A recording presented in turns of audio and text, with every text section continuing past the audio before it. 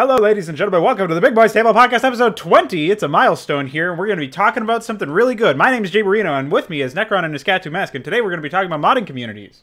Oh, wait. That's the wrong intro. So, yeah, we're here talking about modding communities. It's quite the topic. Now, recently, Mesk and I have done a co-run of the Antioch Chronicles, episode 3.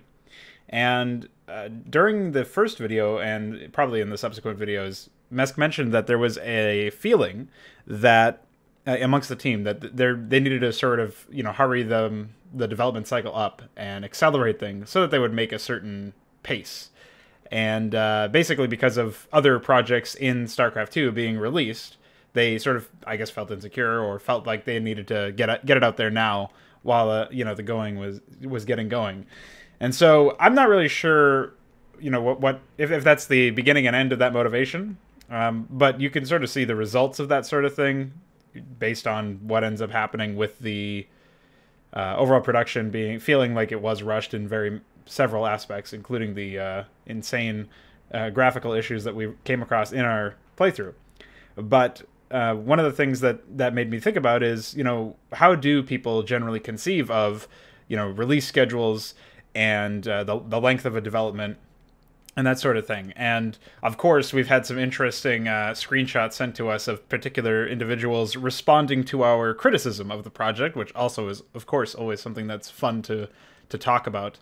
So maybe either one of you can sort of take the reins here and talk a bit about like what projects you've been a part of, projects either solo or teams. I know Mesk has more experience with team stuff as far as I understand, and just talk about what you guys think regarding these sorts of topics, right? How long is a development time good for? What do you do if you're starting to feel like you're not getting it done fast enough? Like, is there anything that you guys in particular feel like is pertinent to add before we jump into the more like in-depth discussions? I find it funny. People who like the most vocal people who shit talk criticism are those people who don't actually do anything, who have never actually been a part of custom content, who are at best spectators and aren't even involved. It's just like vocal minority fanboys who don't even understand the context of what is being discussed. It's always been very, very entertaining. And yeah. Developers, though, they're hit and miss. There's developers who basically are more harsh on themselves than any observer will be. I probably fit in that regards, but usually with grounding, because I feel like being self-conscious is important, but a lot of people are not very self-conscious. Some people are, though. And sometimes it can be actually really bad. Like there's balances to everything, including how much you really should focus on one thing. OCD, in some respects, can actually become an issue when it comes to like, oh, I recognize that this has a problem, so I need to fix it. But you actually can get like incredibly obsessive over things like that, and it can actually cost you a lot of time. And time is a very interesting thing. So I've made observations in the past that a lot of European developers I've either had dealings with or been on the sidelines for or assisted in many cases. They don't often see things the same way that their Western counterparts do, and in that regards, it's like their production ethics are entirely different. The concept of time is very different, and most of them don't seem to really give too much of a shit about deadlines because they recognize that it's not really worth the effort worrying about if something is going to be finished by X or Y. Like there's this guy I know, he's been working on a project for, I don't know the exact time. I'm going to say in the ballpark of like 10 to 8 years. And it's a pretty big project. And there's bouts of time that nothing really major gets done for like up to a year, because he has to focus on his job, or he doesn't really feel like doing it. And then he comes back to it and works on it for a couple months and goes off again. And at one point he said to me, I don't really care if this takes 8 to 10 years to complete, because whoever is interested in playing the project is going to still be there. You know, there's nothing that says that, oh, something took an extra year to complete, I'm not gonna, follow it anymore. And it means you weren't really interested to begin with. But the thing is that a lot of these developers who, especially Western ones, who are really all caught up in the fad of social media, I did discuss this before, how a lot of people were more interested in their posts and upvotes on Reddit than they were actually in what people were genuinely thinking about their project. That's the kind of people who worry about time, because they're trying to think of themselves as armchair marketing analysts, in which they want to release something based on the current metrics and trends that the average player is, being exposed to. So, in the context of, say, Antioch, I can't remember which releases specifically. I'm pretty sure one of them was Rock the Cabinet contest, and maybe StarCraft's as well. But there was definitely commentary from at least one or two individuals that said, this should have been out. We should try to release by August. We really need to get this underway. And people who aren't usually very involved in the project, generally speaking. So it's always kind of weird to see that, like, every developer probably feels some sense of time going by, even when they don't really consciously consider it. Because, say, for example, myself, when I'm producing video content, I'm not a very consistent caster. I've released 2 LPs last year and I released 3 this year, and that's pretty goddamn terrible. Pornogo releases far more than I do. And it's always, consciously in the back of my head, I should really be casting. I should really be trying to release something at least sometime. But I just don't feel like it. I just don't feel like casting, so then I just don't do it. But there's always that sort of like nagging impression that, like, well, a long time has passed and yada, yada, yada. But you shouldn't ever entertain such thoughts, because it takes you down the road of, well, what can I do to do things faster? Start cutting things, start cutting corners, don't test as much. And, like, for example, for a campaign is a static thing. You may have a lot of, like, total conversion elements in a campaign, but how they're exposed to the player is really, really static. So it's actually really, really easy to test a campaign and find problems with it, because you're just basically going through a very narrow corridor in a series of repetition, like, the same cinematics over and over and over again, the same voice acted lines over and over and over and over again. The custom units are experienced in the same manner over and over and over and over again. So it's very, very easy to test these things. Very, very easy to test these things. But people, there is actually, like, this isn't just with modding, but there's actually, like, a growing dislike in the software industry in general for testing and quality assurance. So something I've heard is that there is something called Agile, and it's I guess, like a doctrine in which software is intentionally released unfinished and stuff just gets tacked on over time. Like, this is just an accepted practice. Now, this shouldn't come as anybody new for anyone who plays games. Anyone who's played a Blizzard game or a Bethesda game or like a Bubsy 3D, they're well aware that games tend to be released incredibly unfinished, and it's because people will buy something that's unfinished. People don't actually care about quality control in large part. So it's sort of just become accepted. First you had the microtransactions and the DLC, and now you have season passes. And now, companies just blatantly say, hey, we're going to sell you a pre-alpha and just take your money at full price. And you just have to trust the goodwill of our promise in text that, one day you'll have a finished project, and they never do, of course. So early access is now just literally, accepted selling of an alpha. The stuff that people have kind of danced around for a while, and now it's just openly accepted. So it's really of no surprise that, custom content developers who are under no monetary obligations, generally speaking, and not always, but generally speaking, to deliver a completed project are going to think more about, okay, well, if I release this now, this beta, this demo, people will really like that. And that comes at the cost of your actual final release, were you to have one. So, say, for example, Antioch Chronicles 3 was to release a very, very polished campaign today, in which, they had revised a lot of the graphics and the writing and everything else. And they really, really put a lot of time in polishing it up, like every single possible thing you could think of. You're not going to get anywhere near the kind of, activity that you once had, because it's still ultimately the same project, the same product. It's just the issues have been tidied up. it's not really as flashy as saying, I released a campaign. I released a project. It's not quite as bombastic to say, I polished a project. Because a lot of people still have it in their head where polish is unnecessary for some reason, or it just doesn't register in the same sense as there's something new, as opposed to, an existing thing has been corrected. Because it also kind of paints yourself in a bad light, too. It's all about that marketing psychology. Well, there's also the fact that there's like no way to get back the first impressions, right? You can't fix the fact that we saw zealot heads spinning in every cutscene, for example, just by fixing it now. Like, we've already saw it. Yeah. For one, it's on the internet, like as a YouTube video, but even if they were just, consumers of a game or just players or something like that, obviously you would see, people would remember that stuff, even if there wasn't like proof of it on the internet. I guess eventually it would fade away, but I don't think you can forget that stuff very easily. It's also that re-releasing the same thing doesn't have the same impact. A campaign is static. It really has very little replayability.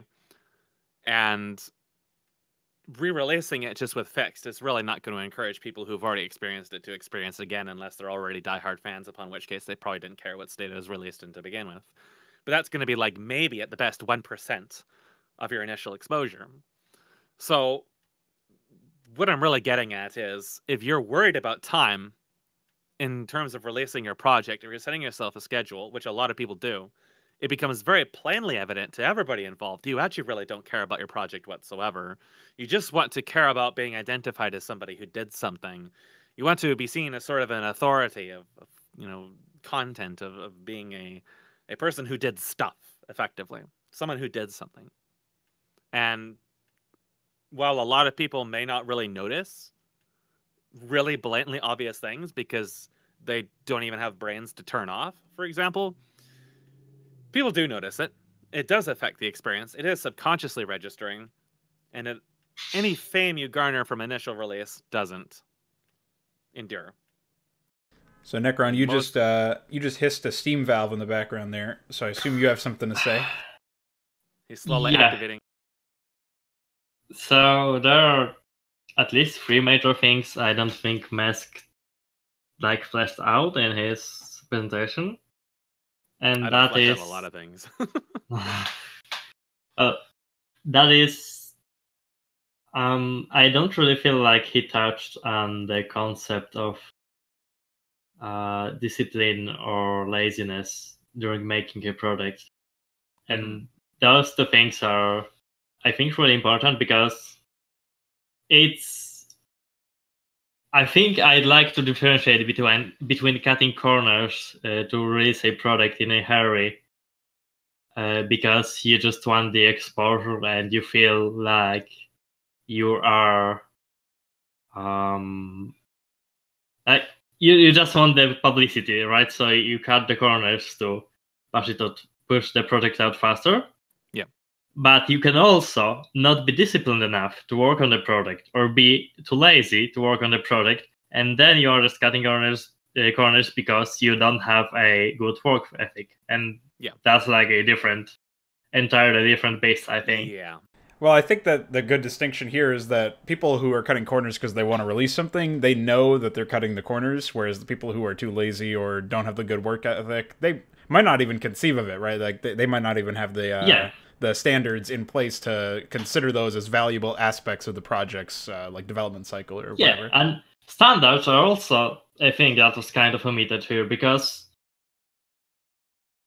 not everything that was a problem for you, like especially stuff like lens flash or other obviously overused graphical or story tropes that were used in Anti-Chronicles, are problems for everybody. So obviously, if the standards don't match between the creator and the recipient of the product, it might look like something was lazy to whoever reads their story or plays their campaign. But to the creator, it was just maybe there is some actual writer in the tag-free team that thinks that this story is legitimately good. Yeah, well, they might And think that, it's legitimately good, but I still think that arriving at the place where you commit that to the writing is very low effort, right? Like the reason why we call the story tropes out as being low effort is not just because the in concept they're low effort, but also the way that they're executed is like that never doesn't even do a worse concept, like a lazy concept justice. You know what I mean? Like they have the trench scene where he dies. He just like falls off a cliff. That's his death scene. But it's yeah. it's obviously not communicated as efficiently as it could be, and that's where like the technical issues steps in. But even if you took away from that, I would correct that first if I was trying to keep that intact. Like I would correct the presentation. But generally speaking, if I were trying to tell a better story, some of it might come down to taste, but I think a lot of it also comes down to how much effort it takes for you to, as the writer, put together the story in the first place. And I don't think it took very long to conceive of a story that ended the way that Antioch's did, or that went the way that Antioch's did. I feel like it was, again, pretty low effort, in my opinion. And we started from talking about problems during making a cooperative project. And I also think that discipline and laziness are both very real issues while making stuff with other people. Yeah, Because even it's Chalks mentioned this, actually, I think, right? Because he was talking about this in his own little channel on my server when he was, you were teasing him about all the times he rewrote the script and how that pissed me off. And, it's like, you gotta have everybody on the same page, or hopefully have people on, relatively even keels. And of course, if somebody has a disproportionate amount of work ethic, in terms of like the distance between them, the gap is large, then of course one of them is going to be doing more work than the other, and that could cause issues depending on the relationship of the two individuals. And that will also likely cause frustration. And even if it wants, like, I don't think we had very bad relations while we were working on Hydra together early on. But there were still days when one of us wanted to work and the other one didn't because he was tired or something. Yeah, well, I think that and that delayed the work overall. Yeah, I think compartmentalization is really big on that, so that everybody has a job to do that they don't need the other person's full attention for. They could just sort of like pitch this idea, get the approval or whatever, and that's probably a growing pain for individual teams to figure out. Yeah, and that's obviously a way bigger problem with modding or modding projects in general in modding communities, right? Because you don't get paid for your job, so you don't really have that big of an incentive to be disciplined. Yeah.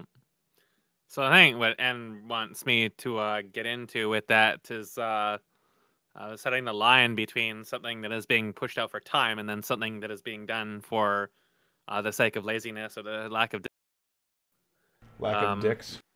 Lack of you dicks. Cut out. So the reason why I didn't really get too deep into that, because I don't really know these individuals too well.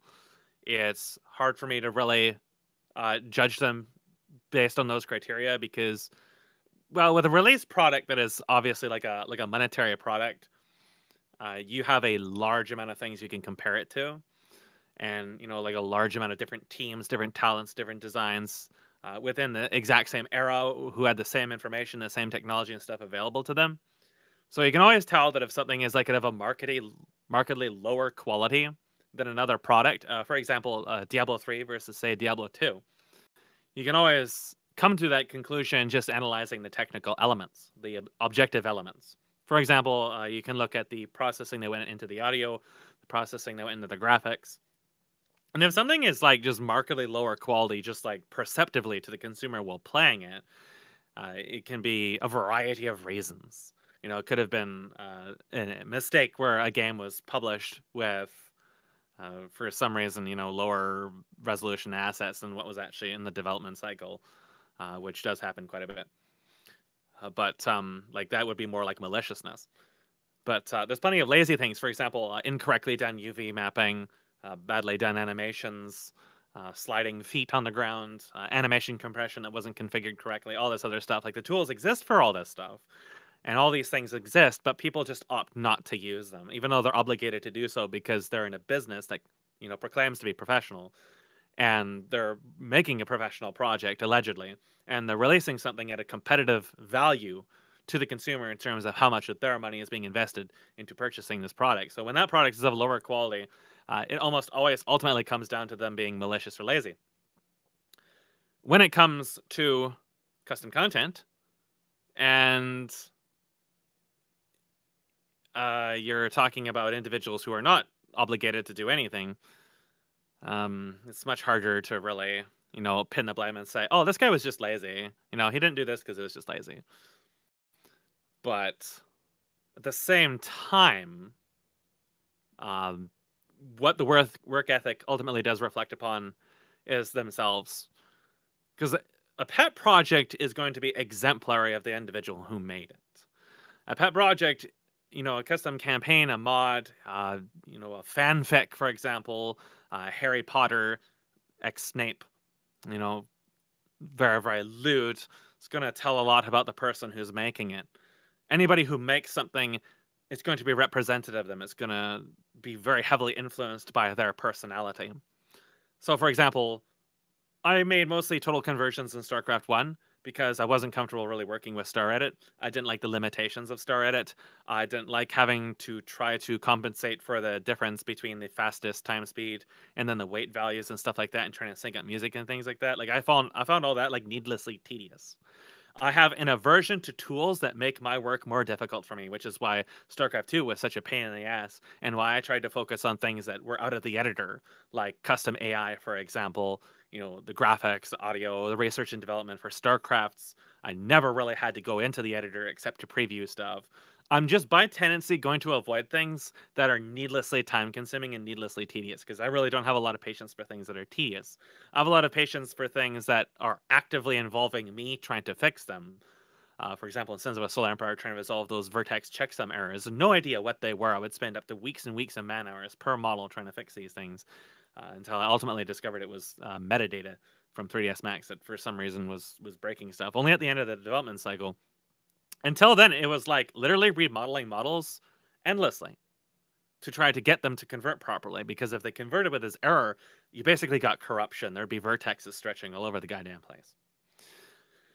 The discipline in that was being able to go through it and just not giving up. So I was disciplined in the sense that I had in mind something I needed to get into the game.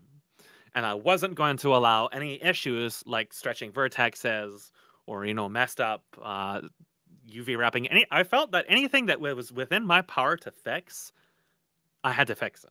And it didn't matter if it took a day. It didn't matter if it took a month. It didn't matter if something I was working on next year. It was something I had to fix. Because, I'm going to release, this was for a video. It was for a machinima. I was going to release a machinima, which people were going to sit down and for probably like close to 3 hours watching a video. And if people are going to spend 3 hours of their time watching this video, I have an obligation to deliver them the highest quality content that I am capable of knowing how to do. Period. No exceptions. That obligation comes just by the sense of being a content developer to me. Now, am I lazy? Yes. I'm very, very lazy. I'm very, very lazy outside of development. For example, the naming schemes for my content internally. I am not really a big fan of investing a lot of time into planning. I will usually lay out like a groundwork of this is what I need to do. I'm going to go do it. Like say, for example, a build and destroy mission. I may say, okay, this is going to be a 1v1 map. And then your ally will spawn afterwards and the enemy will get reinforcements later after that. So that's my plan. It's like 2 or 3 lines in a text file. I jump into the editor and I start making it, and the rest of it just comes to me. The way my internal file structure is done is horrendous. To this day, I still can't find anything. Like all the stuff from my Warcraft 3 maps is like lol black salamander, ass, etc. Just and all the tokens for D&D are named stuff like penis. So you just can't, like, if you need something specific, you're not gonna find it. And sometimes I try to invest time into sorting things out and renaming things and putting them in the proper folders. And then ultimately I just get confused anyways. So because I'm a very visual person, I go by visuals. So just like the locations of things is the way I identify them more than just what they're named or what folders are in. in terms of like a list. Like my concept art folder is over 12,000 files. I haven't even bothered to divide those in folders because I just can't be bothered. Just can't be bothered. But to the end user, you know, when it comes to the final product, everything goes to that filter of says, you know, I want this to be the highest quality thing I can make because I value quality. And every now and then I get called an elitist. And I take that as a compliment because elitism as a concept is somebody who has standards. And if people recognize me as a person who holds things to standards, I think that's a very positive thing. I think that's a very, very motivating force. But it's also a very necessary force, especially for the developers concerning their own content. So let's just dial back and look at Antioch for a second. So let's say, for example, some of the voice files that other people did that I didn't find very good. There's two people cooperating at the very least to get this content into the game. First, you have, you know, whoever is calling the shots and handing the scripts to the actor. Then there's the actor themselves. So actors, I find they it depends on where they're at in terms of development as individuals. But when they're usually around midway, they have some experience, but they're not quite at like commercial tier yet. They tend to be very self-critical. Whereas when people are beginning, they can be kind of self-critical, but they're usually willing to experiment quite a bit.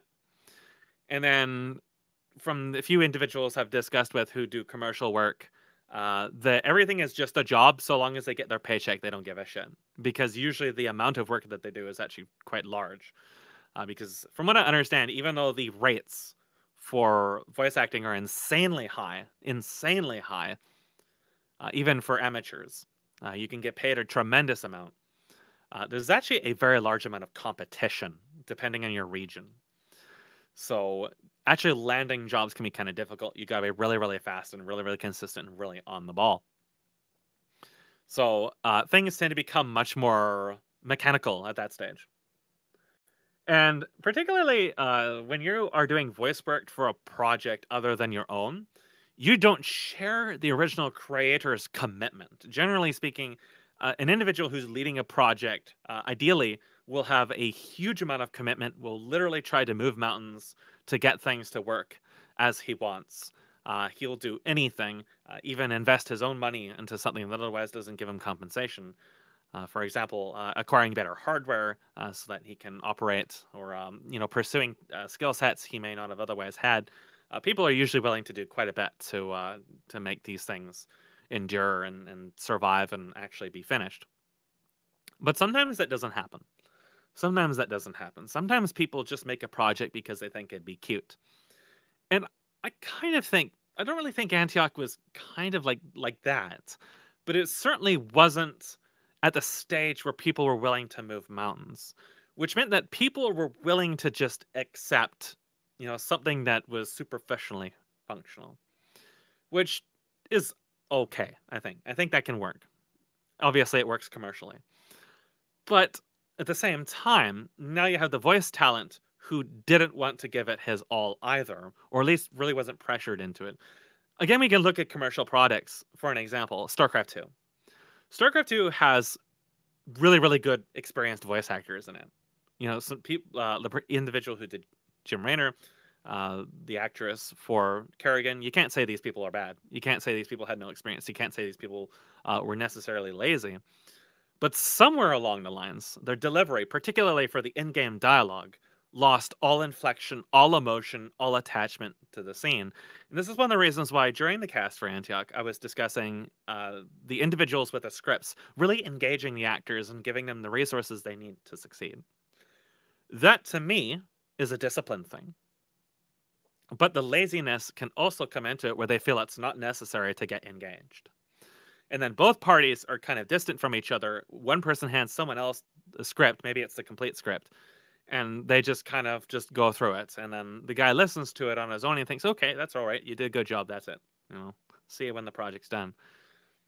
And then it gets applied, and then things end up kind of being mismatched, especially when you've got one centralized force and say 8 different voice actors for 8 different characters, all independent of one another, you really depend on that centralized force to make it all sing. The project leader has to be more than somebody just ordering other people around what to do and then occasionally working on stuff. He needs to be the person doing the lion's share of the work. He needs to be involved in every single thing that he isn't doing physically himself.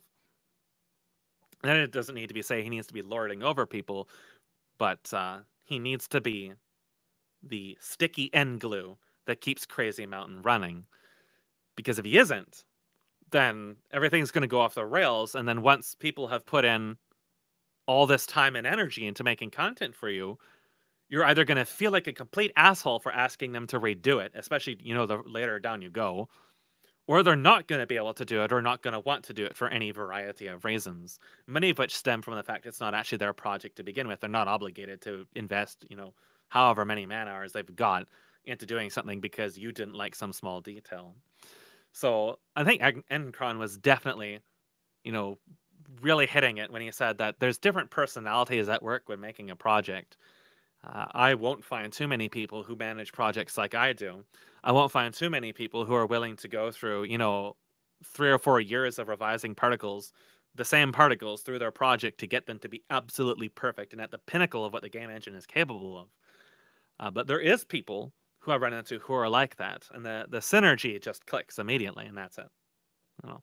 Everybody kind of just knows what each other wants to do, and they kind of just let each other do it, and then having the trust to let them do it, that can fuel a very productive production cycle. But at the same time, I don't think that having people with different personalities working on a project is necessarily a bad thing, as long as, each of you are aware of each other's limits and can work with that, and the workload is managed accordingly.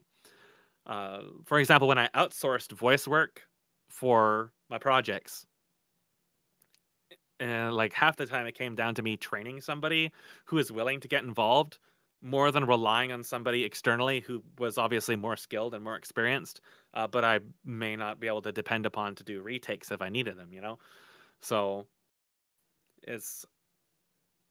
I think at the core of it, everybody understands that it's a learning process, and everybody is learning. Even people who have been working on it for 20 years are still learning.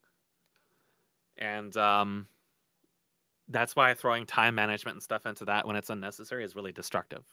Because when everybody feels the pressure of time, even the best personalities are going to be stressed by that.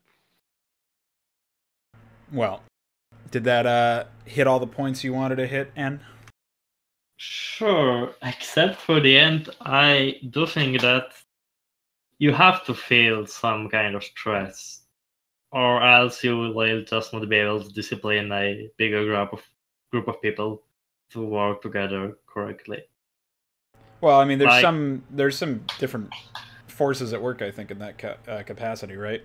Because you have some people who work really well under stress. They can't work if they don't have something, proverbially breathing down their neck. Yeah, there is people like that. But as far as I understand, I don't know if you would classify yourself as that kind of person, Mesk. You seem to get stuff better. I mean, you seem to have a fair share of stress elsewhere, so maybe it's just a casualty of circumstance. Well, I found that I do work well under pressure when it comes to production, so long as there isn't distractions, but I'm very, very bad at multitasking. The stuff you're referring to, the real life stuff, is always like super destructively distracting. Right. And it always comes at the cost of my devotion elsewhere. So it's usually just because of a depression thing. Depression is really, really, really hard to deal with. And I think at some stage, everybody ends up dealing with that to some extent, either as a result of their project or by outside forces. And pretty much everything goes out the window when depression gets involved, because it's very, very thoroughly destructive to any kind of work ethic. It really warps your perception because you of information. just don't feel the motivation to do anything. Yeah. And I think that recognizing when you're feeling that is really, really important as well. Yes. Because if you force yourself to work, you're going to produce garbage. Well, one thing that I'll say is, one of the things that I think should be underscored is when you were talking about working with Sins of a Solar Empire and trying to fix everything that was in your power to fix, this includes researching things that you don't know whether or not are possible to fix. Like all your work with StarCraft 2's AI, for example, was all about that R&D, trying to figure out what is fixable and what isn't, and how much performance can I squeeze out of this lifeless carcass of a game and try to make work. And yeah, I don't. There's I don't also know. something called risk assessment. Right. So, risk assessment, in my eyes, is even if something is realistic, like possible to do. Like, for example, I'm pretty sure it's possible to manually script AI in Galaxy that does everything you need it to do, but still performs better than using the natives. The risk thing is this will take you years to do. There was somebody who was doing this in StarCraft, I believe it was Turtles. And he had some conceptual stuff to show me that was a harassment. Like a map, you just have some pre-placed units and the AI harasses you. And it was very interesting to see. And he had been working on this forever, and this was it, because it's such a tremendous amount of work, especially to do in Galaxy. And he was doing it in GUI, too. So it was... and then actually looking at it, it's like, how would I adapt something this massive and specific to a campaign? Yeah, Like, you it's really need technically general possible. stuff. But to do it as a developer would be insane. Like, to adapt that to a campaign, especially of my scale, you'd be working like months and months and months and months on a single map once you had everything else already finished. Unrealistic, very unrealistic to do.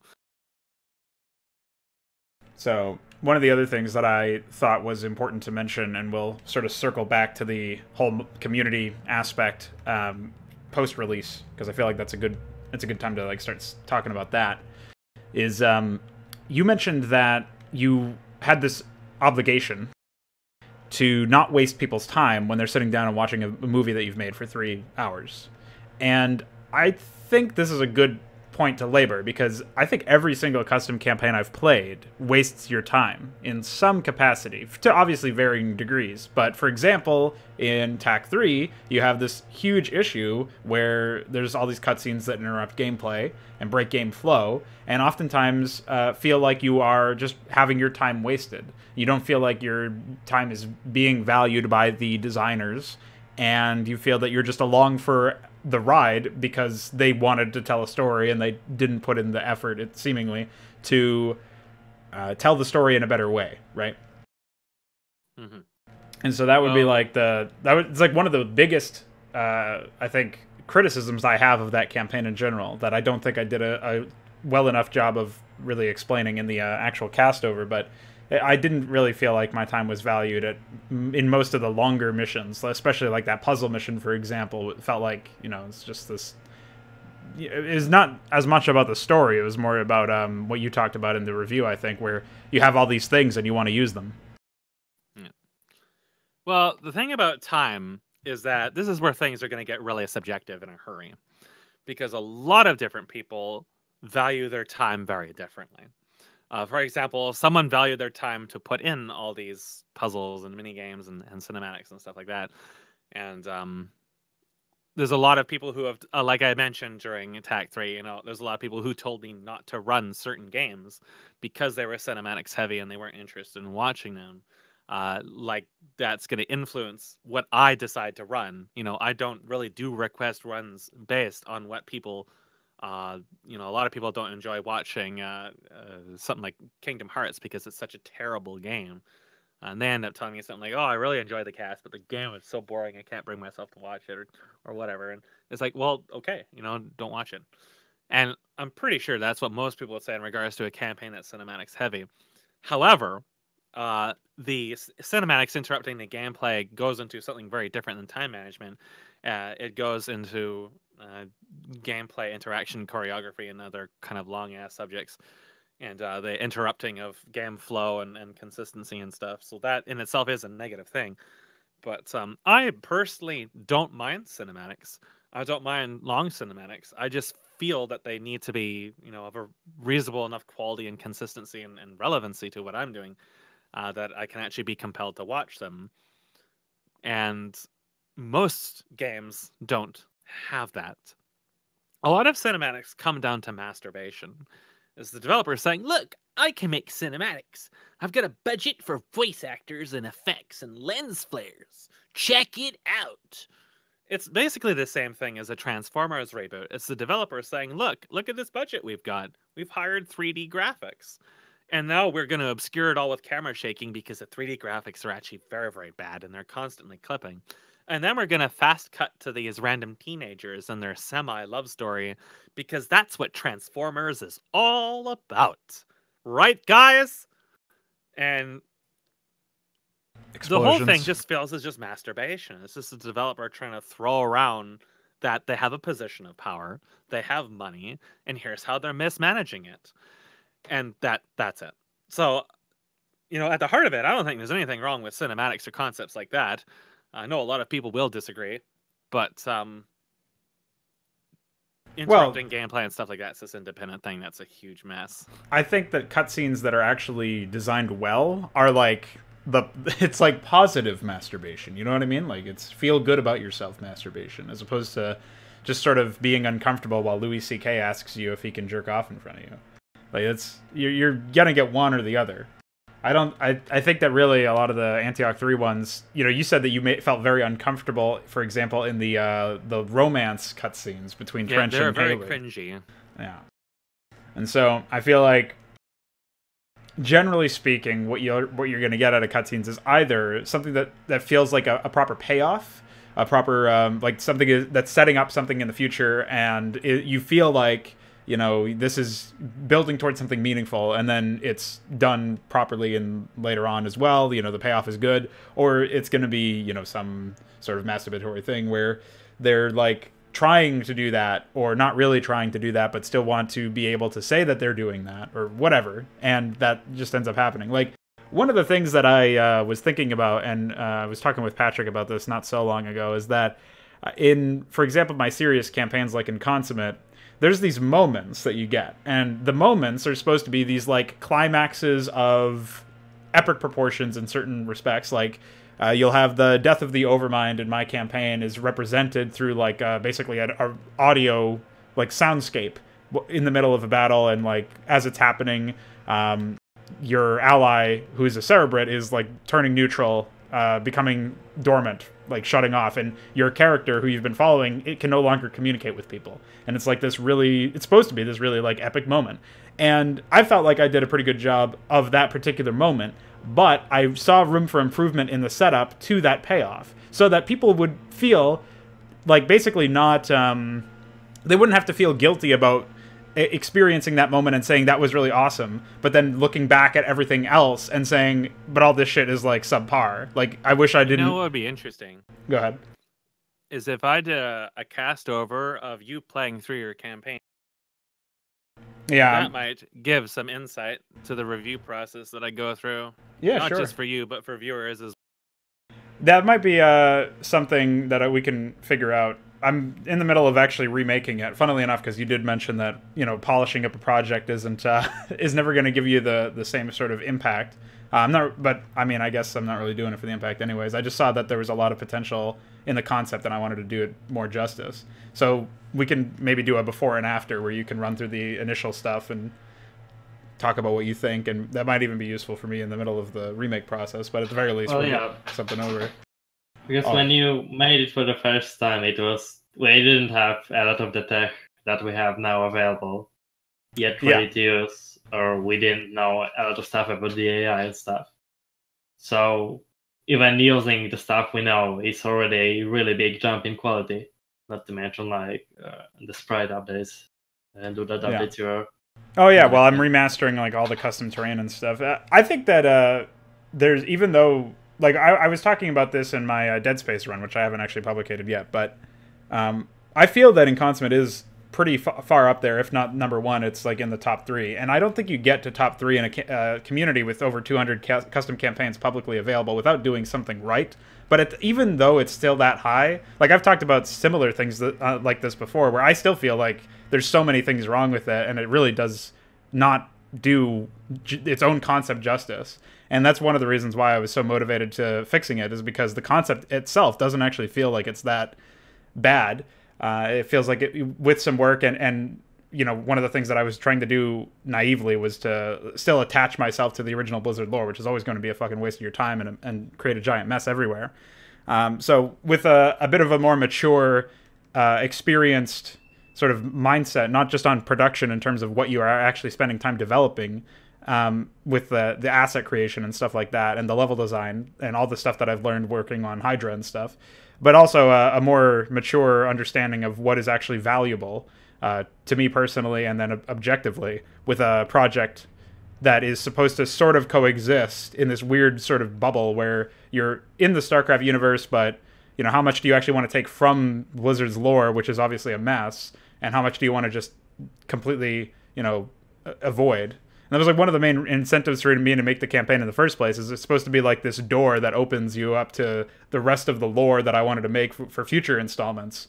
And it's got this anchor with the original campaign, and you sort of get interested in the characters, and then that helps you carry forth into the next one. But it's going to be way better once I just cut all the, you know, extra baggage out. But this is I think this is a good larger conversation to have about stuff. You know, again, we're talking about like the conception of criticism and or perception of criticism for projects post-release. And I said this to Jay Marino, funnily enough, in the interview that I did with him a year ago, that one of the things that I learned from finishing a campaign and going through all the way with it was I was able to see all of the feedback that I would get and not just consider the source, but even if it was negative feedback, I would try to find some way to make that useful for me. Even if it was like the most pointless, like I didn't like voice acting sucked, or I hated this mission or something like that. Like try to prod them for more information and try to understand where they're coming from, because that helps me understand what might be viable to fix in the future about my pipeline and about the project in particular. And that just gives me a more complete understanding of everything. And one of the other issues with this, of course, is that you're not always going to have articulate feedback come your way, let alone respectful feedback. And so, of course, it's going to be a hit or miss sort of thing. But still, I think there's something valuable that you can take from that. I'm not really sure if anybody else has as much experience with that or wants to chime in on that particular topic, but like of accepting criticism in particular, and trying to find the good in the, you know, searching for the diamond in the rough kind of deal. Well, I got a lot of criticism for obviously casting throughout my time, as I do not have any real public speaking experience whatsoever. I started StarCraft 2, obviously having at that time like more than 15 years voice acting experience, but that's not talking. That's voice acting for units and audio shows and stuff. It doesn't really prepare you for commentary in a game. And results were mixed, as to be expected. I spoke in a very weird way back then. It's actually really hard for me to listen to my old stuff back then, and it sort of sounded like I was from Crazy Mountain. Like I was N's long-lost, deformed cousin that got lost inside the brewery and lived off of ale for 30 years and had severe slurring, actually. And yeah, there wasn't really hardly any analysis or anything like that or whatsoever. It was a mess. So people were pretty vocal about that, but in non-productive ways, as to be expected. Like basically, whenever a video got linked on Reddit, I knew I was going to be banning a bunch of people because they were just not contributing anything of any value. But eventually, I did actually get valuable feedback from an individual who did vocals and stuff like that. Actually, from a few people who done vocals for death metal and black metal. And I want to respond to you, but I'll likely forget. You can feel free to just interrupt me. He's sending smoke signals, typing in fucking Morse code over here. So what I wanted to respond to is that I think that setting your history in StarCraft universe is not like catastrophic as you make it out to be for two reasons. Yeah, it's garbage. No, the first reason is that Blizzard left virtually like 90% of the universe unexplored. So you are free to make up a lot of stuff up. Right, well, at that point, it's just, you're just making your own shit, right? Which is what you should be doing to begin with. But but you are still setting that shit in the StarCraft universe, and that helps you avoid massive information dumps that need to be had to create a more separate universe, like what happened in, for example, Flame Knives or Ian of the Hub. I knew you were going to bring up Flame Knives. Jesus fucking Christ. I can't escape it! Well, that technically still was StarCraft universe, right? But it was like a completely separate setting. And yeah, I don't think that you can cite Flame Knives as a legitimate example of somebody trying to do that, though. But I can. He's not doing it right. Listen, I already have concepts. I already have concepts for how you would introduce new factions, new setting, new races, whatever. I have to make total conversions and completely change balance and stuff just to practice for when I make my own RTS in the future. So, I already have concepts for how to do this, and you don't do it by info dumping. You're right that there's a pitfall that people can fall into if they're trying to introduce a new setting or something. But you don't do it to begin with that sort of issue, right? That is not a device. The text info dump from buildings, it's called temple energies. You don't do that. That's not what you do. Jesus Christ. I understand the point you're making, but yes, it's just that supposed to do that. But it's really easy to feel that you need to do it to establish your own story. No, I think if you have respect for your prospective audience, then you won't do that. Because you're going to say, hey, they can put 2 + 2 together. I don't have to tell them that it's 4 in 4 paragraphs in 40-minute fucking cutscenes. I don't need to have a character say, give me your heart. I don't need to do that. It's just not necessary. Omewamau. Shinder. I'm glad Discord cut him out.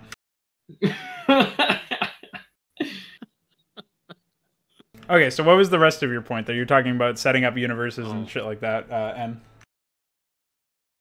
Well, that was basically the entire point.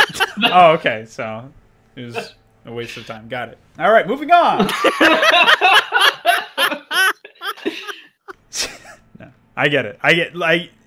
The reason why StarCraft is so enjoyable for people to explore is because of the fact that you don't have all of this stuff explored. Like you said, Blizzard left it all basically open to imagination, and then they fucking destroyed it with StarCraft 2. So you can just roll back the years and say, hey, I'm going to talk about something that is set in StarCraft, uses Terran, Zerg, and Protoss, or whatever, but it's set in a faraway colony, far away from Caprulu sector entirely. Cool. That is something that could be interesting, right? And we're all attached in some way to the concepts, and hopefully people do some interesting things with new characters and new branches of the Protoss, for example, that maybe have different, less stupid governments that aren't just like the Conclave that just execute black people in the streets until Adun has to whisk them away on fucking boats. So, hopefully that doesn't happen in the new version, because that's way too colonial, and hopefully they're replaced with trees or something instead.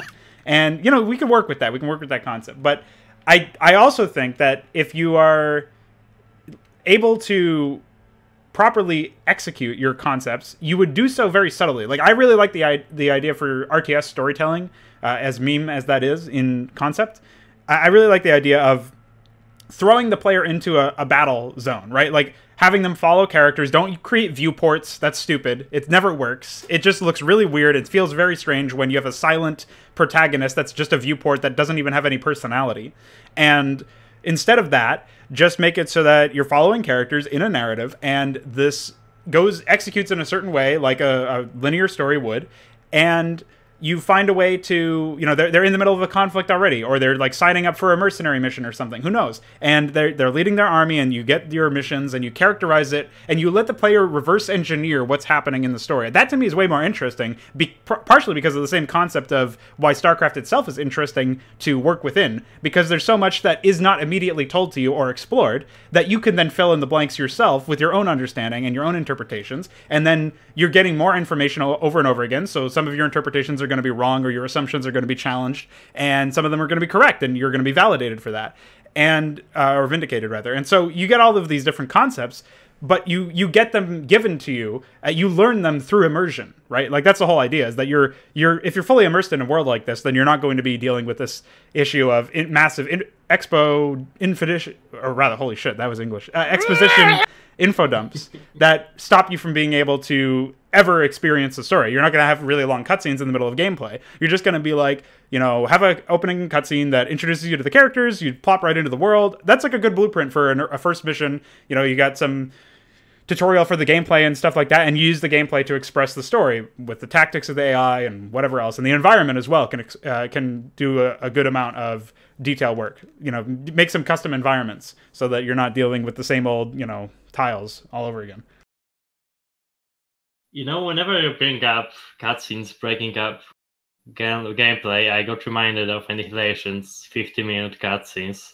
Oh my god. Mesk still hasn't even been, like, he hasn't even seen those, so unfortunately it's lost on him. Oh yeah, let's cast that. That sounds like a good idea. Yeah. I'll make Mesk read all the dialogue since I've already read it all. Oh god.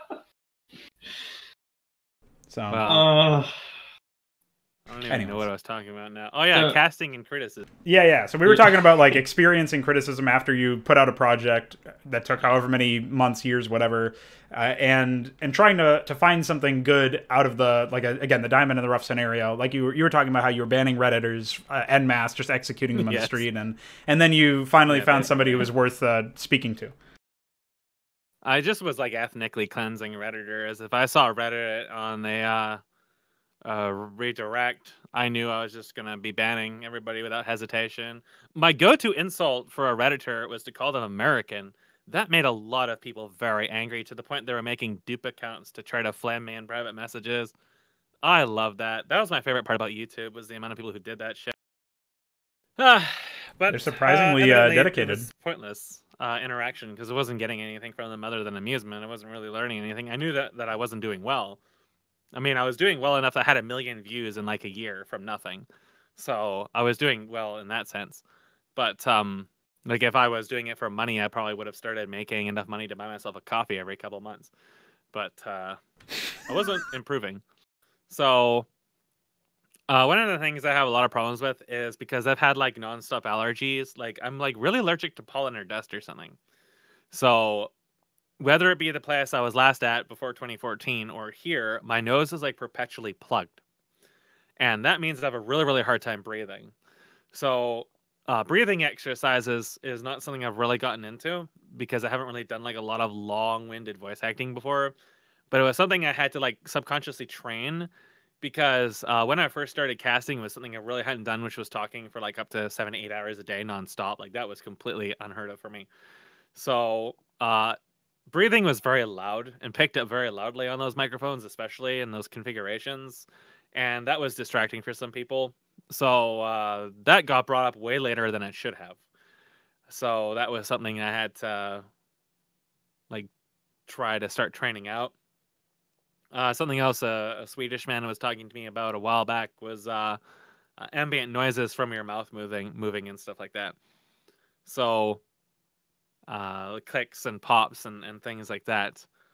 Controlling those is much more difficult. It comes down to how you're talking and you know, what you eat and what you drink and stuff like that as well, but in technique and stuff, and trying to minimize these small noises. Like this is very minor stuff. It's like you consider this like polishing stuff. And you know, we're well past the point of pretty much every other YouTube caster. Almost no other YouTube caster does anything like post-process their audio or deal with compression or volume levels.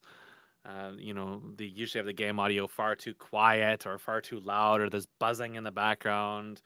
Notoriously, a lot of tutorials for 3ds Max and Fume FX and stuff like that I tried to research, they were just, the recording conditions were just unbelievably bad, and it really detracted from the content. I don't think mine was necessarily that bad, but I'm biased in that respect. So, but I can't listen to my old casts. I find them infuriating, to be honest. So when I got some more experience and looked back on that, I started to see where people were coming from, and I thought, okay, so now I kind of understand why there was a lot of dejection from the general mainstream, because they probably expected Day 9, and what they got was Day 9's alcoholic brother instead. So I didn't really. At least you can say you're related. I do actually kind of look like him in some respects if I don't shave my beard. So it's kind of funny. But Yeah, like when I started casting is when Day 9 and Husky and stuff like that started. And a lot of people that I did casting for, Mr. Bitter and Pain User, ended up becoming casters themselves. And I think in some part I had some kind of role in that and getting them started. And I don't know if any of them even really I guess Day 9 probably still does casting, but I think a lot of other ones quit or moved on or whatever. I never really followed them, but it was interesting. Oh, and Harry DG as well. There was a few high-level players that were sending me their replays and getting into contact with me, and never really talked too much about the casts. Obviously, they were watching the cast and interest in the cast, and they found the cast entertaining. But it wasn't until LPs I started really taking a lot of stuff seriously because, well, StarCraft 2 is a very low-quality product, and the audience for it wasn't particularly demanding on anything specific from the casts. Most people just wanted casts of professional games, but I found professional StarCraft 2 so very boring, especially since I had previous experience with Brood War. You know, I knew what a professional game looked like and felt like energy-wise. Yeah, and I think cast. you were most active in that year where basically 3 strategies, like one for each race, were dominating in StarCraft 2, and it was like Raven, Broodlord Infestor, and something else. Most games didn't even go up to the attack of Ravens, is the thing. Yeah. Most games were very, very uninteresting. Ravens were in HOTS, I think. No, Ravens were launch units. Yeah, they were a launch unit. They no. I mean, as a like meta composition. Yeah. Where you maps were bigger in HOTS, I think. But definitely, like one of the early comps were Brew Infestor that just immediately made your armies immobile and then killed them from safe range with Brewlords. Yeah. And that was one of like insane problems in StarCraft 2 because Infestor was like one of the only actually good casters, whereas in Broodlord almost all casters had a application.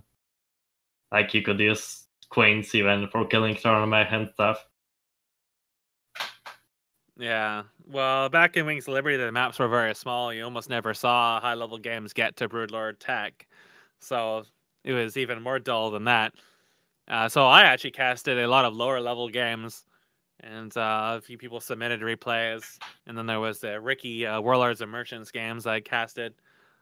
Some of those were FP VODs. Some of those were replays. And a lot of those were very entertaining. But it was really for like a specific kind of audience that would really enjoy those. But there was quite a few people following that. And then I made the transition to LPs, and things got more serious on my end for establishing quality control. When I started doing casts for StarCraft 2, the compressor I was using was a very, very heavy one. I was originally using for voice acting. It really, really, really transformed the game audio. And I think I was also recording audio from game audio from my speakers. So I was using like a $20 USB Mac microphone that I had for like 10 years. And I ended up switching to the Yeti during Alice Madness Returns because that other microphone got electrical problems. And the Yeti I had so many issues with. The Yeti could actually pick up thumps from discs, the heads and hard disks moving on an entirely unrelated desk. They would pick up the vibrations, the compressor would heat it, and you get these thumps. So there was like a learning process and like quality. Like a lot of normal casters for YouTube don't give a shit about their audio. Like you really can tell.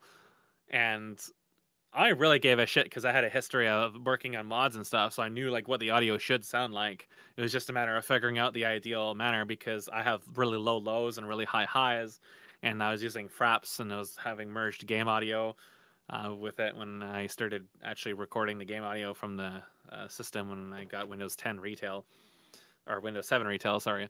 And you know, there's a lot of learning curves, but it was really like the in-depth criticism that was actually constructive came much later from a specific individual who really broke down a lot of things with the audio. And he was Swedish, and English was kind of rough for him, and he had a hard time explaining some concepts. But just having him like direct things out was really important. Incidentally, it's thanks to him that we have improved the video graphics so much. because he would do a lot of testing on the side, and he'd bring subjects to me, and then I would do specific testing, and I'd point things out, and I'd refine things, and it would go back and forth. And it was very, very, very productive. And then when I needed more technical help, I'd ask somebody else who had real low-level skills with various, software and stuff, and learn some more things about how they work.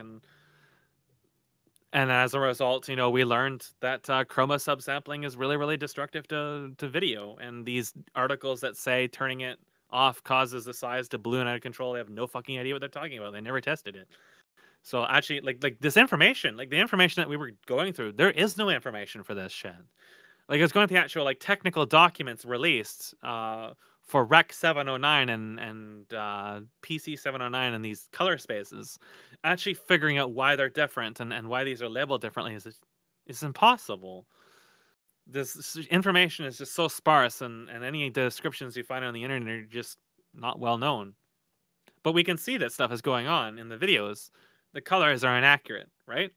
Like the source video, and then a screenshot of the exact same frame and stuff like they're all fucking different. So evidently you won't notice, like a lot of casual people won't notice the difference. But once you point out the differences, like let's say for example Skyrim. So Skyrim has a modding community. And the modding community is in large part related to fetish mods or texture mods, or a combination of the two. And some of the texture mods are for the terrain, trees and stuff. So there's an individual who will actually just make YouTube videos of nothing but showcases for these various texture mods, and that's it. He's not a part of their development team or whatever. He just goes through mods and just makes showcase videos for them. And the videos are really, really well put together, but he puts them on YouTube.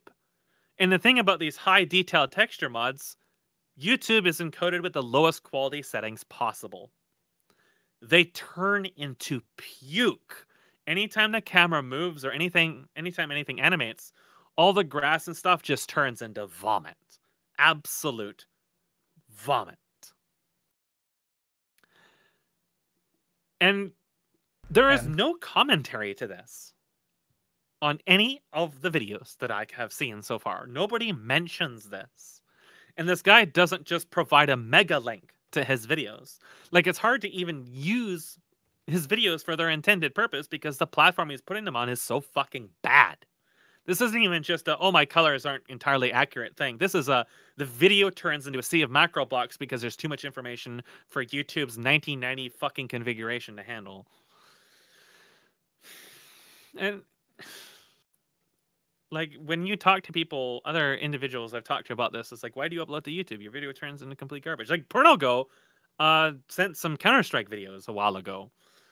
And, like, many of them were super heavy on After Effects presets from Video Copilot.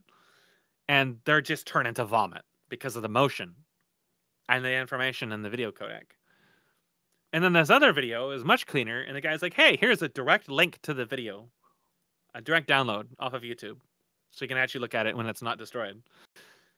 And I don't know. It's like the criticism thing is like, this is like beyond that. This is like awareness of the hardware and the software and stuff that you're using and relying on to distribute your content. It's like Battle.net 2.0. Everybody's aware of the size limits, but not very many people appear to be aware of the YouTube stuff because not many people seem to actually look at what YouTube does to their videos after they upload them.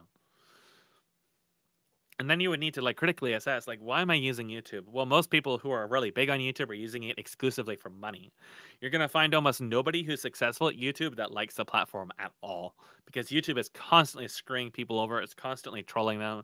There was big shit shows with mad producers like Mountain Dew, however you pronounce his name, and some Japanese guys. They just get demonetized for no reason at all. And only when they raise a huge, massive shitstorm on Twitter and get like hundreds of thousands of people complaining, does YouTube be like, oh, there was a mistake. Let us reassess that. Well, yeah, I mean, they obviously, it's not just that they don't care about the quality of the work that they're, or whatever, like the video content. They obviously don't care about that, but they also don't care about the end users who are or the developers who are using their site. It's really frustrating for me because if I need to go access a file that I didn't keep a hard copy of for whatever reason, and I didn't put on a file sharing service or like Mega or something like that. Well, you can, but you download it in 360p. See, when I shut down my YouTube channel many, many years ago, I had a hard drive file table rollover explosion a while back. These enclosures I bought, it says they handle 3 terabyte hard drives. They don't. The manufacturer's information is a fucking lie. And I was going to use them for backup. I filled them up with 2 terabytes of data. They rolled over. I lost every single thing. Amongst them is things like the original Space Marine LP and a bunch of compilation videos, the original Brood War AI videos I made, a lot of other stuff. So I wanted to recover this stuff when I deleted the channel because I didn't have it anymore. Well, YouTube had a way to download it, but it wouldn't give me back 90% of my files because there was copyright claims against them. It literally wouldn't even let me download my own files in their source format, even though I could rip them off of YouTube itself. So I ended up having to rip them off of YouTube and having to push those out, these shitty stream rips. And I don't know if they even have that functionality anymore. And you couldn't download them one by one. You had to download the entire channel. So I had to delete the videos. I think in many cases it was one by one. In some cases it was page by page. But I think there was like over 100 pages of videos or something. Like I had a lot of videos on that channel because of the 15-minute limit. And just so that I wouldn't hit my monthly bandwidth cap trying to download like 3 or 4 videos because it wanted to give me everything. YouTube is fucking horrible. And the relevance to this and the criticism community and stuff like that is because a lot of people seem to think that YouTube is now the only way that somebody can distribute videos. There's a lot of people who have never experienced Usenet or BitTorrent or, archive.org or any of these other innumerable websites that are much more significant than YouTube and have been used for far longer, I guess because they're very young. And they're not even willing to try these other sources regardless of the alleged quality improvements and the service improvements and the fact they're actually using less bandwidth just directly downloading a file because YouTube bloats it so badly. And the fact that YouTube is very hard on your disk as well. They're not even willing to try it because it's like 1 or 2 extra button presses. It's like people don't even want to experience higher quality because the effort of investing into it is like literally a second more of work. I have encountered a few people like that. It's bamboozling.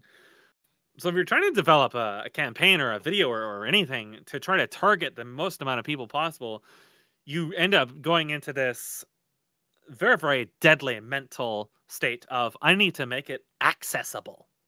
There's that word.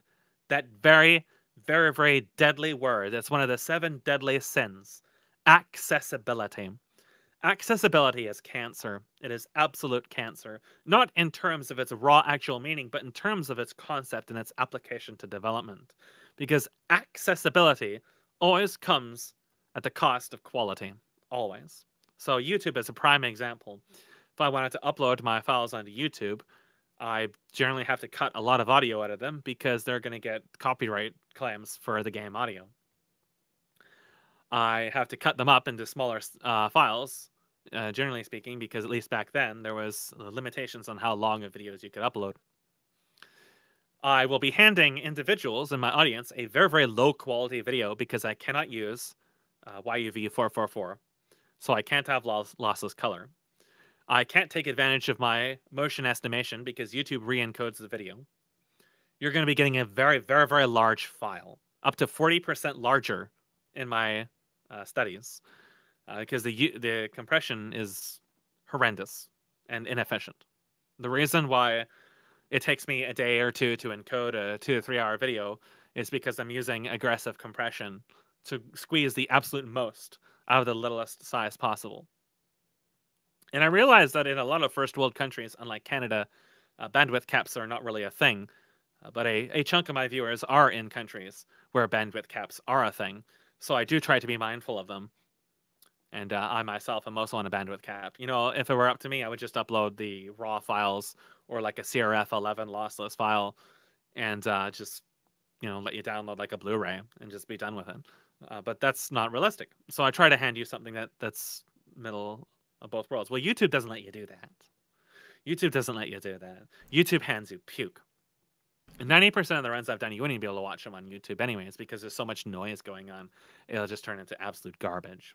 Yeah, I can't even imagine what the some of those Antioch boss fights look like on YouTube. Jesus Christ. I just realized that. It kind of goes back to the responsibility of the developer, though, right? Like you were talking earlier about I referenced it earlier as well with the Sins of a Solar Empire thing. Trying to fix everything that you can. And it's just like a natural extension of that is, if you're going to change your hobby over from modding to content, video content production, then you owe it to your viewers to start doing that, which is why I've been researching some sort of file system that I can upload to, since I don't have access to an FTP and don't have the funds to buy one. But archive.org requires me to split a bunch of shit, so I'm hoping that I can ignore something like that. But either way, it's still the same sort of mindset, right? You got to try and find some way to do the best with what you have, and there are going to be some limitations you can't, especially under the context of risk assessment, like you mentioned. There's going to be some reasonable limitations, right? Like I talked earlier on the channel about modding tile sets in Remastered. You can technically do that, but like every tile or something is its own frame, and so it's not really like a reasonable expectation of anybody to do that, no matter how dedicated you are to the craft or how good you want your project to be. At that point, you're much better off working with 1.16.1 and developing whatever shortcomings of that engine that you need, like a unit expander or something like that, having that developed alongside the rest of your project. So that's like a specific example, but I feel like it also illustrates the point pretty well, is that there's going to be certain R&D things that come up, you come up empty, and you have to do your best with whatever that research has given you. At the very least, that there was nothing you could have done about that one thing, and you can sort of clear your head about that, which is its own sort of advantage. Well, N over here is working on a remastered project, and I always make fun of him for it, so I guess that's that time of the week again. Happy birthday. Happy birthday. So, what do you have to say for your horrendous lack of taste? Me broke up. You. For my horrendous lack of what? Lollies. Lack of. I mean, what wasn't there? Yeah, exactly. What? You lack whatever I said. Well, you didn't say. Exactly. Also, I lack nothing. That's a really good compliment. Thanks. I told you it was your birthday. No, I was saying, what do you have to say for yourself for making a remastered production? How dare you? Public flagellation here. Flagellation. English. Well, it's 12 hours of it, no less. So I'm making a remaster project because I don't have the tools available yet to work on it in 1.16, because I can't simultaneously use a limit expander and the AI script extension on 1.16 without breaking some functionality of the AI script extension. Wouldn't you say it's part of your responsibility as a developer to try and get that fixed on 1.16, so you don't have to suffer all of the problems of remastered? The best thing I can do is give money to Iceware to do his work faster. I don't really have that kind of money, so... Wow. Not even willing to learn 3 new programming languages to make your campaign. Well, I guess what kind of risk assessor are you?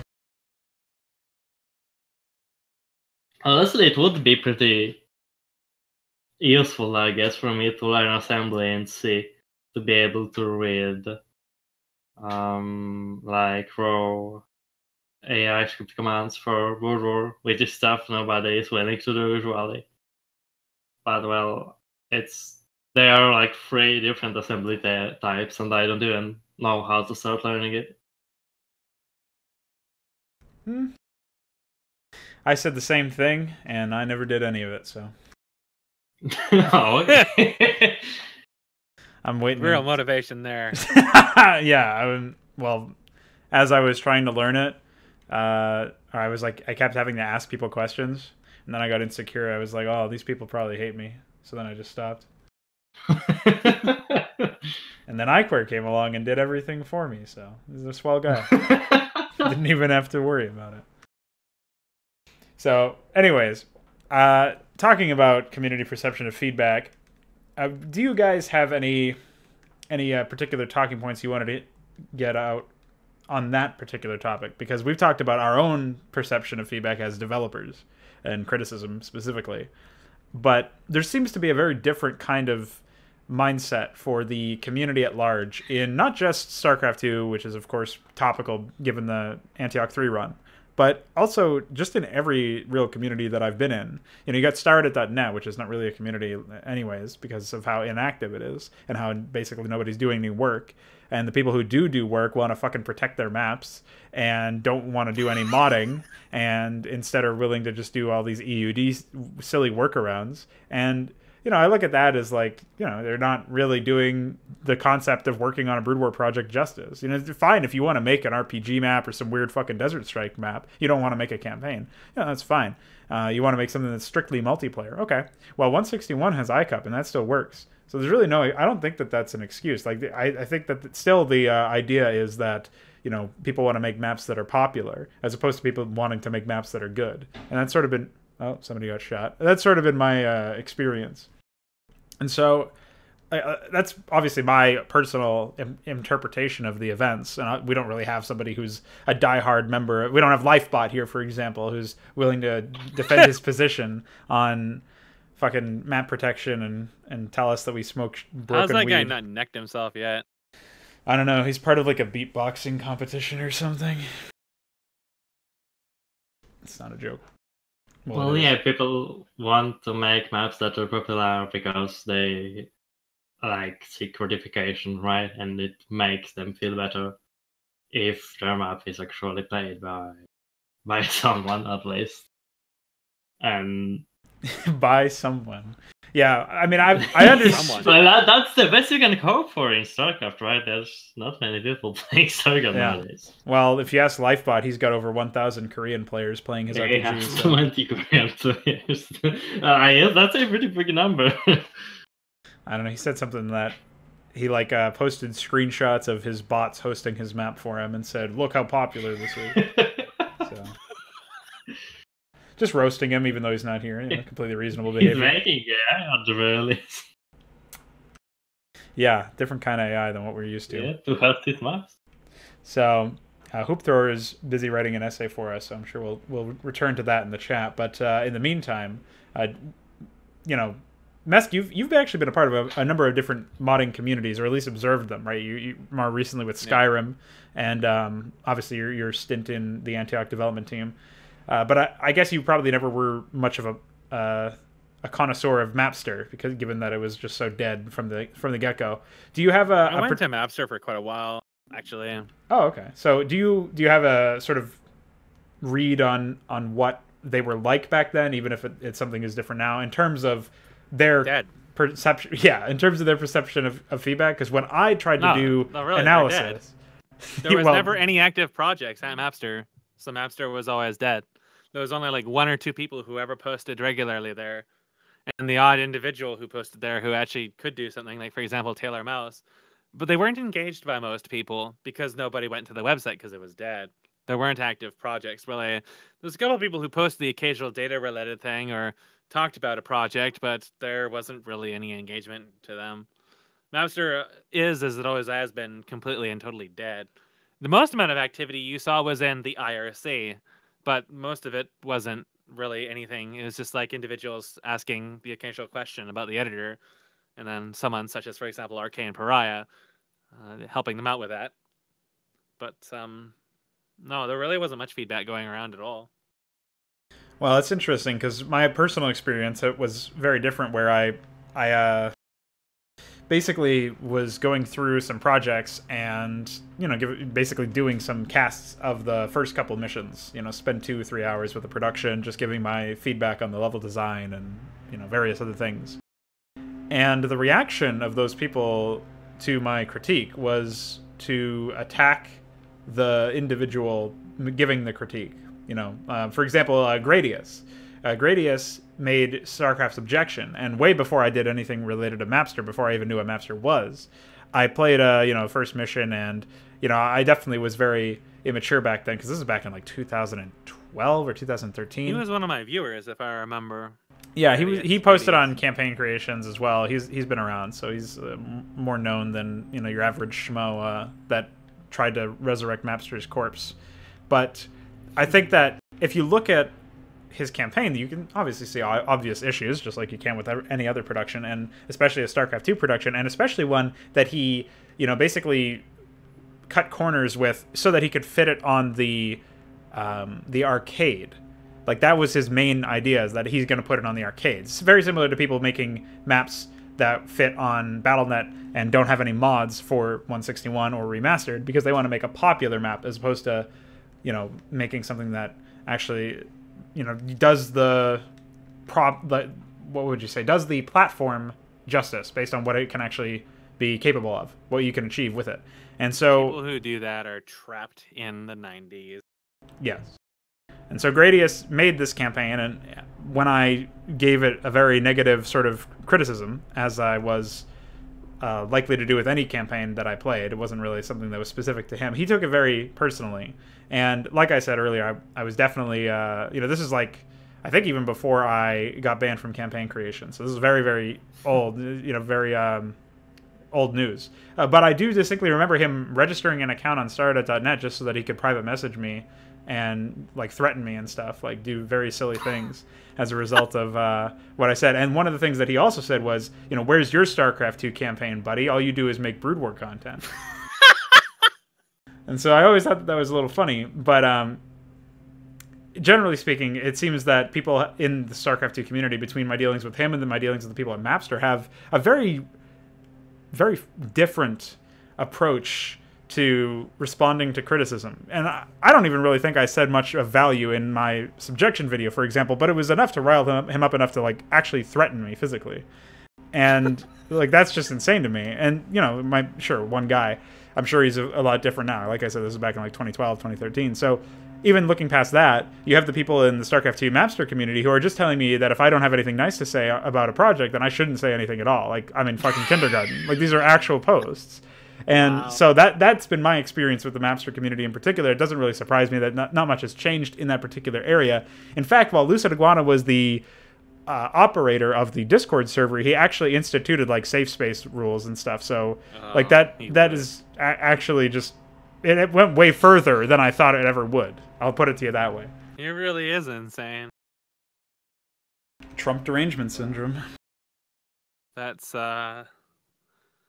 kind of pathetic. I didn't think Gradius was that kind of a person. No, I probably just fucked with him too much or something in my playthrough. I can't remember from anything. Yeah. I just brought him up as an anecdote for the purpose of... established that before. Yeah.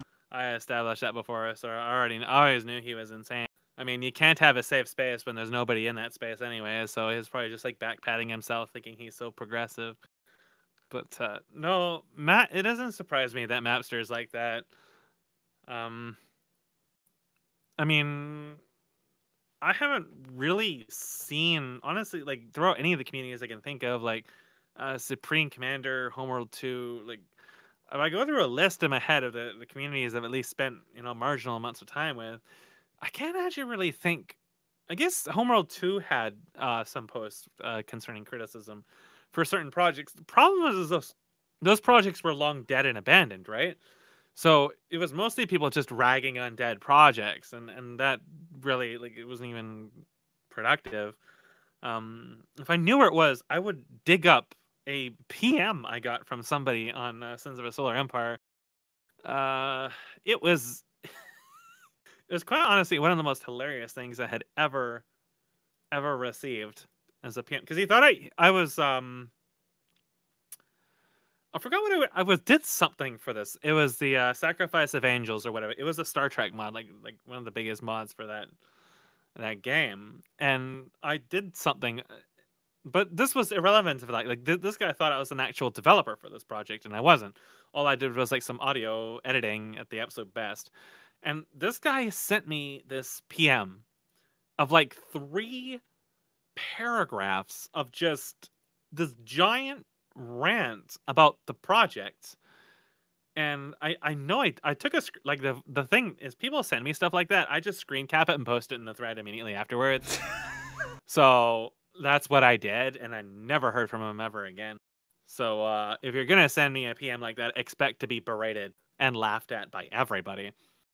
Thankfully, for those people, they usually don't, but every now and then they do. And this was such a case where I received this massive explosion from this guy who just really, really didn't like this mod. Like, it was very clear he was just ranting at me about something. And I can't remember specifics because it's been a while since I've looked at it. I'm just having a peek in my files right now. But, A peek. oh, I don't know where it is. It's such a good image. If I ever find it, I'm going to post it in chat. But, okay, well, then there's the Skyrim stuff. I don't have extensive experience with Skyrim. I only was in a Discord with a project for a while. I did some voice acting for them, and that was kind of it. Really, like, criticism is a funny thing. I talked about this in Antioch 3, but most people view criticism as an attack. And I think criticism for end-user projects, because they're usually dealing with butterflies, like Lucid Iguana, who, we have to have a safe space. Nobody can say anything mean at all. And then they perceive all criticism as being mean. They perceive all things as negative as being direct personal attacks on, their wife, their children, their estranged brother, their very soul. The Indian burial ground they built their house on. It's all being like just firebombed by Trump in his tiny hands anytime you suggest I'll be right back. Could do something just a little bit differently. Maybe if you polish this up a little bit. No, you literally are trying to carve out my kidney with a spoon. But I personally haven't dealt with too many people like that myself on any of these games. Because usually if I see people who are incapable of basic communication skills like that, I just don't have anything to deal with them. And while working with Antioch 3, I didn't really have any conflicts like that, except for when Lucid Iguana and Dine tried to claim that developers can't be lazy. But that wasn't really a conflict of interest so much as it was just them demonstrating they had no idea how game development worked. They had never dealt with humans before. They probably never even been outside their houses before. Yeah, if you want to see a little bit more of Lucid Iguana's insanity, you should probably go through Jay Bruino's videos on the thoughts in chaos because Lucid Iguana commented under every single one, and his perspective is often, well, pretty original, let's say. Well, some screenshots have already been posted in here that yeah. It's kind of interesting to see just the real warped reasoning he has behind things. And at the same time, he managed to at least push individuals into making a completed project. So, pretty much anybody can make a campaign. And it is kind of like an interesting observation for me. Like, I'm not going to hold it against him because, he thinks really weird things and lives on a crazy mountain over there instead of over here, and maybe he like drinks fluoride or something. I don't really know, but I mean, okay, but it's really strange when it comes to these people not liking. I mean, I can't really speak to what extent Pornogo's criticism was like. Maybe I would feel it was too overbearing or something like that. But I'm also like incredibly lenient. I'm an incredibly lenient person. There's a million different things I could say when feedbacking that would be not constructive. And despite my aggressive casting style, I intentionally withhold a lot of things that I could say because I feel like, well, maybe that would be perceived as too inflammatory rather than say tongue in cheek. And well, even then, most people would take what I say very wrong. Which is generally why I try to lead by example and demonstration, but that's still going to be perceived as negative, and it's inescapable. I think, like, if someone's going to perceive something critical as negative, there really is no way to actually like reshape that information and hand it to them in a way that they're actually going to process it, because they have placed themselves on a pedestal and said, "I am right, you're wrong. You can't convince me otherwise. That's the way it is." Like I mentioned before, it's like religion. Try to argue with a religious person that the sky fairy doesn't exist.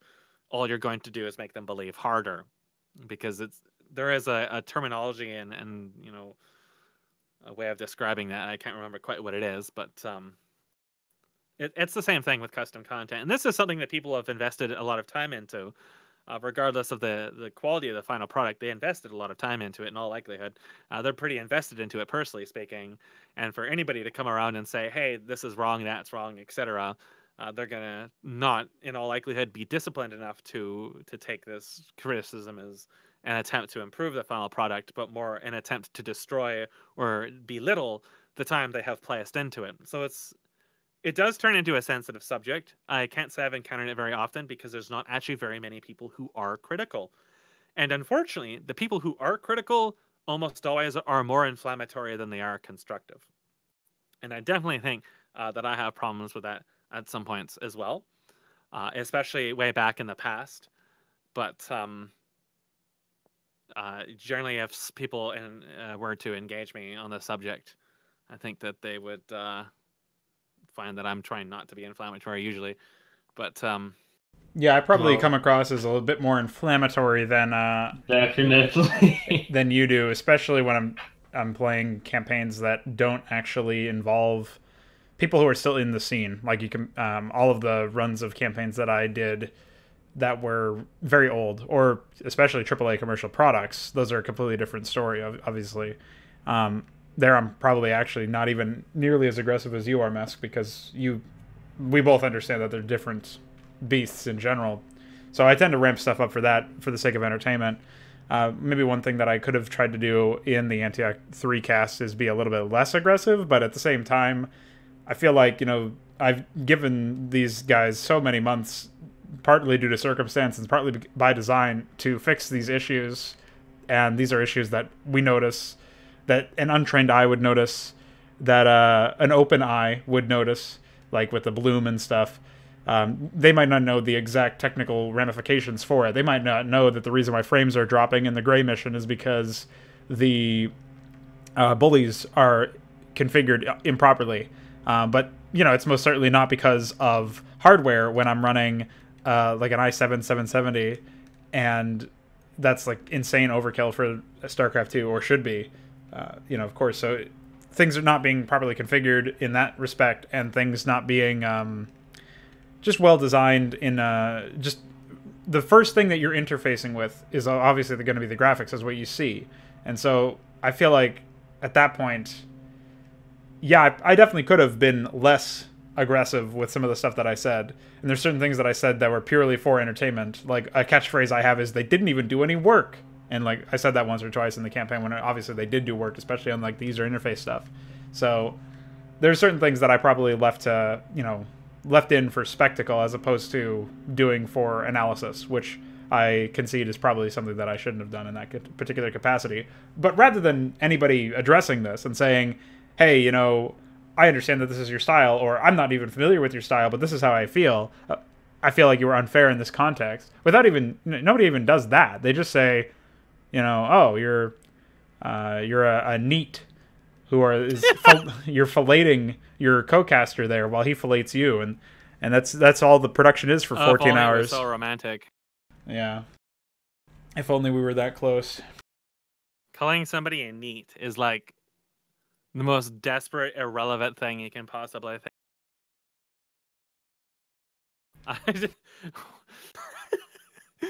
Americans never cease to disappoint. But I mean, these people are unapproachable too. Like, it doesn't matter how you orchestrate your cast, how you say things. That's always going to be their response. So that's actually the main reason why I don't get involved in feedback for projects is because most of these people, neat or otherwise, are just incapable of basic communication, and I think that really highlights that. Well, if you're on the spectrum, that's something that has to be managed. Yeah. If you're a degenerate neat. I don't know, man. I think that it was inevitable that people are gonna. I mean, we even said that as much in the cast. That people are just going to see that we're not being, not playing by the book and not doing things the way that everybody else has done. Not sucking that dick, and that's all they need to accuse us of, sucking a different kind of dick. So, well, you don't really need to be objective in your playthrough. That obviously is also played up to be entertaining. No, but I understand that when I'm doing something for a custom campaign, generally speaking, especially if it's something that somebody sent me, I'm almost always no bullshit, straight to the point with the analysis. And, there's certain things that entertain me in the moment that I might say, but it's not going to be didn't even do any work kind of stuff. The catchphrases aren't going to come out nearly as often. And when they do, it'll be with some sort of qualifying statement that, makes them probably more funny than they would be otherwise. And there's an actual point to me saying it, demonstrating that this is, something is so ludicrous that the best analysis I can give you is to tell you a joke about it or something like that. That's a different kind of thing. You're sort of bridging the gap there. Hoop Thrower has written, like I said, an essay explaining his time with the community in Age of Empires modding. And one of the things that I can take away from that is the same thing that motivates me when I work on custom content, which is the idea that at the end of the day, you're going to have a product, some sort of completed project that you yourself find meaning in. And this even circles way back to the beginning of the or I guess the first 30 minutes where eventually I brought up the idea that Antioch 3 and many other campaigns feel to me like they're wasting my time as a player. One of the things that I think quantifies something that's meaningful is when it doesn't waste your time. And then a step further than that would be that it's a significant use of your time where it's memorable for good reasons. It feels like, there was nothing else that you would have rather had done in that moment, right? Or at the very least, it was a satisfactory, you don't regret the time spent there. I don't regret the time spent with Antioch or with any number of other campaigns and titles. But it's usually because of the playthrough, because the playthrough created memorable moments that were entertaining or useful for modders through analysis or whatever. It was usually, very rarely, because of an experience that I had within the project that was intentional, right? Again, that wasn't like a joke that we made or just something insane happening like that tree moment or something like that. And so when you have a situation where your project is not providing meaningful entertainment, intentional meaningful entertainment, then that is a sense where you're probably going to have a symptom of that being, or one of the causes of that being, that you're wasting the player's time. And then there just could be many other things that are alongside that, like not being able to, say, present your story very well. You could be presenting it through StarCraft 2 by zooming into low-resolution objects, like what happened in TAC so many times. Or you could just have bugs in the cutscenes, like the Zella heads bobbing up and down. You could have animations that don't seem to have any curves in them, which is very obvious in the fight where that guy's gripping another man and throwing people around and stuff.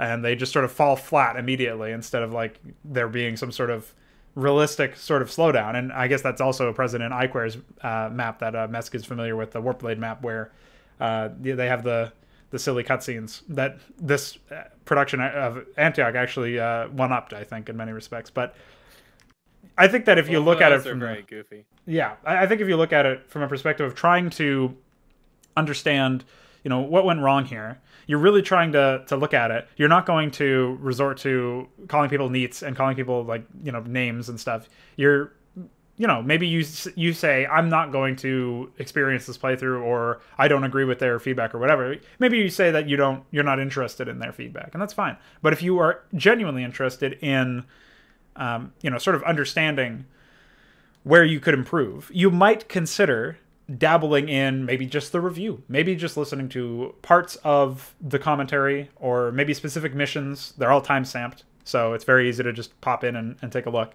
And, that sort of thing can be potentially useful for you if you want to take a look at, as a developer, what went wrong here. Maybe it's your campaign as well. You were the developer of that campaign. Maybe you want to take a look yourself to see, how can you improve later on. I think we directly addressed the Zur guy a number of times because he's the one, as I understand, that did the majority of the work. Although I think Nallerton is how you say that guy's name, did the MOBA map. So it's hopefully he learns how to configure bullies correctly.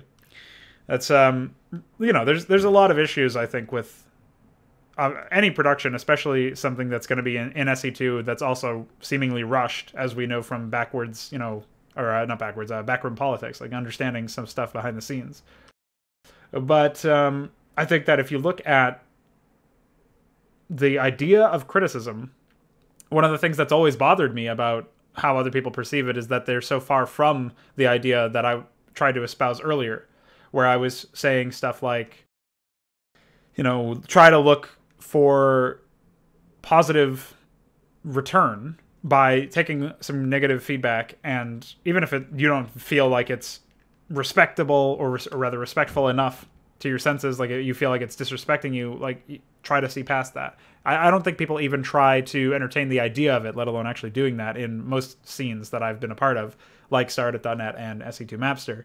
And so that's sort of a big disagreement that I think is very foundational, because it's down to the core element of how you interact with the world and how you just communicate with people. If you're not willing to engage with the other person and instead just want to call them names, then at that point, I didn't do the Antioch run. I didn't pitch the Antioch run because I thought it was going to be an amazingly entertaining production. I knew nothing about it going in. I didn't know if it was going to be high quality or not. I actually hoped that we were going to get something high quality, because I don't hope to play shitty things.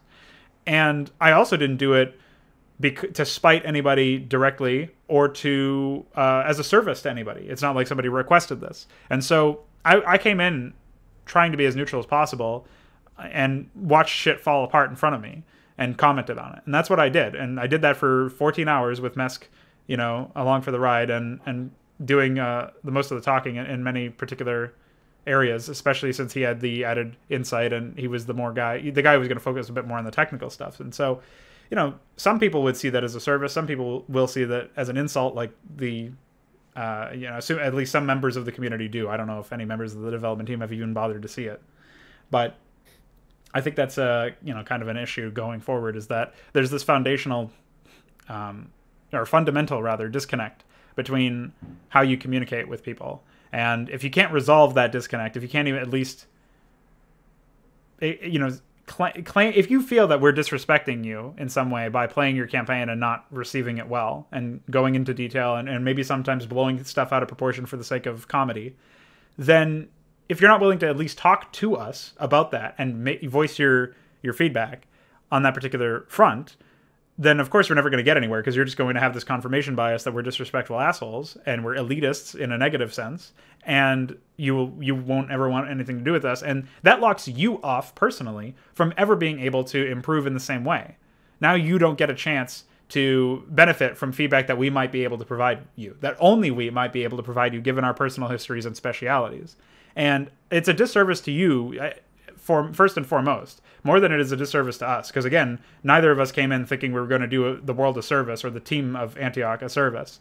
We did it because we were personally interested in where the project would go. And I personally saw a room for, a meaningful playthrough to exist on YouTube and other, sites.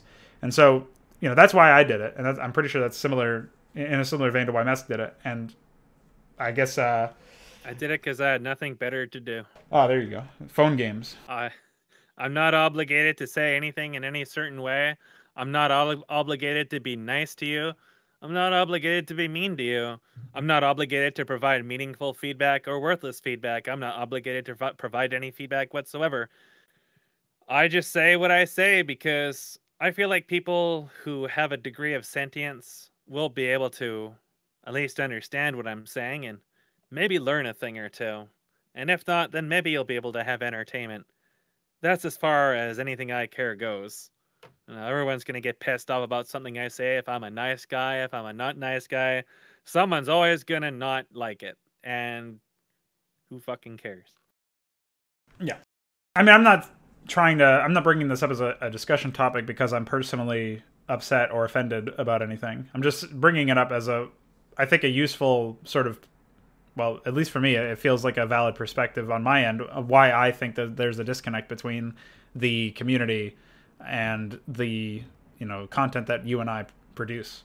Generally speaking, I think there's a disconnect because people are scared of being wrong and scared of realizing they're not an authority and scared of realizing that maybe something that they believed in so strongly is not as great as they would like to envision it. And people don't like change. And that's kind of it. You know, people like to make a villain and shunt everything onto the responsibility of the villain and then forget about it or use that as their escapism. And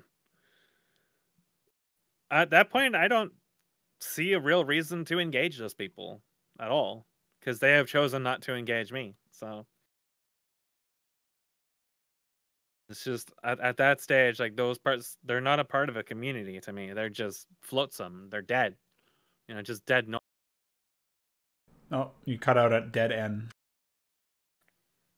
Well, that's Discord being a very, very, very, very well developed program. And And oh, you guys did that in unison. That's scary. yeah, that was Crazy good. Mountain is singing to you now.